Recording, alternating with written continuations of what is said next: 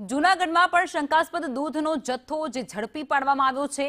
કાળવા ચોકમાંથી શંકાસ્પદ ટેન્કર ઝડપી પાડવામાં આવ્યું છે। અંદાજે 8000 લીટર દૂધનો એ જથ્થો ત્યાંથી મળી આવ્યો છે। કનૈયા ડેરી લેરિયાથી આ દૂધ આવતું હતું। વિદ્યાર્થી આગેવાન યુવરાજસિંહ જાડેજાની ટીમ દ્વારા આ જે ટેન્કર છે તેને પકડી પાડવામાં આવ્યું હતું। ત્યારબાદ પોલીસને જાણ કરવામાં આવી હતી। પોલીસ પણ ઘટના સ્થળે પહોંચી અને ત્યારબાદ આ મુદ્દાને લઈ વધુ તપાસ તેમના દ્વારા શરૂ કરવામાં આવી ચૂકી છે। આ ટેન્કર જેમાં જે દૂધ હતો તે શંકાસ્પદ હતો।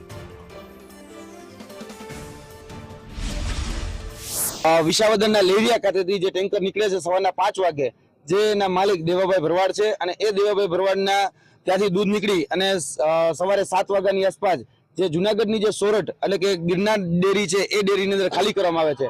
આજે અમારા દ્વારા આ જે દૂધ જે છે એ દૂધની ગાડીને રોકવામાં આવેલી છે। કાળવા ચોક પાસે જે સરકારી પુસ્તકાલય છે તે રોકવામાં આવેલી છે અને આ જે મુદ્દામાલ છે અત્યારે હાલ 112 ને કોલ કરી પીઆઈને જાણ કરી અને ત્યારબાદ એફએસએસના અધિકારીને જાણ કરી આ મુદ્દામાલ છે હાલ જપ્ત લેવામાં આવેલો છે। અમને પૂરેપૂરી શંકા છે કે આ દૂધ જે છે એ કેમિકલ યુક્ત દૂધ છે, એટલે આની અંદર કયા કયા પ્રકારના એડલ્ટ્રેશન કરવામાં આવે છે, કયા કયા પ્રકારના કેમિકલનો ઉપયોગ કરીને આ દૂધ બનાવવામાં આવ્યું છે તેની તપાસ થવી ખૂબ જરૂરી છે। અમે રાહ જોઈ રહ્યા છીએ કે એફએસએસના અધિકારી જલ્દી આવે અને આની યોગ્ય તપાસ કરે। તો જૂનાગઢમાંથી પણ શંકાસ્પદ દૂધનો એક ટેન્કર છે જેને ઝડપી પાડવામાં આવ્યું છે। કાળવા ચોક વિસ્તારમાંથી આ દૂધનું ટેન્કર જે જપ્ત કરવામાં આવ્યું છે।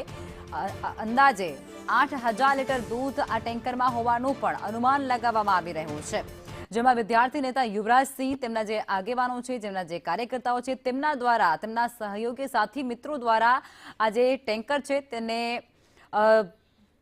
તેની અંદર શંકા જતાની સાથે જ તેના દ્વારા તેને રોકવામાં આવ્યો હતો। પોલીસને જાણ કરવામાં આવી હતી। જૂનાગઢ બાદ અમરેલીમાં પણ એક આવી જ ઘટના સામે આવી છે અને અમરેલીમાં પણ 220 લીટર જેટલું શંકાસ્પદ દૂધ જે છે જે શંકાના ઘેરામાં હોવાને કારણે તેને જપ્ત કરવામાં આવ્યું છે। ત્યારબાદ ત્યાંથી વનસ્પતિ ઘી પણ મળી આવ્યું છે અને જૂનાગઢમાં પણ એ જ પ્રકારની ઘટનાને તેમાં 8000 લીટર જેટલું જે દૂધ છે તે શંકાસ્પદ દૂધ જેને ઝડપી પાડવામાં આવ્યું છે।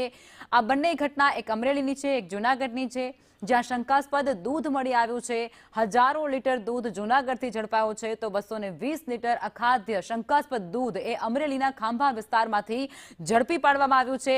આ બંને ઘટનાની જાણ પોલીસને કરવામાં આવી છે। પોલીસ દ્વારા તપાસ પણ હાથ ધરવામાં આવી રહી છે કે આ જે રેકેટ છે નકલી દૂધ બનાવવાનું, લોકોના આરોગ્ય સાથે ચેડા કરવાનો આ રેકેટ કેટલા સમયથી ચલાવવામાં આવી રહ્યો હતો, કયા કયા લોકો તેની સાથે સંડોવાયેલા છે તે દિશામાં પણ પોલીસ દ્વારા અત્યારે ઊંડાણપૂર્વક તપાસ હાથ ધરવામાં આવી રહી છે અને વધુમાં જે આ શંકાસ્પદ દૂધ ઝડપી પાડવામાં આવ્યું છે તેના એફએસએલમાં પણ નમૂના મોકલી આપવામાં આવ્યા છે। રિપોર્ટ આવ્યા બાદ અન્ય ખુલાસા પણ થઈ શકે છે।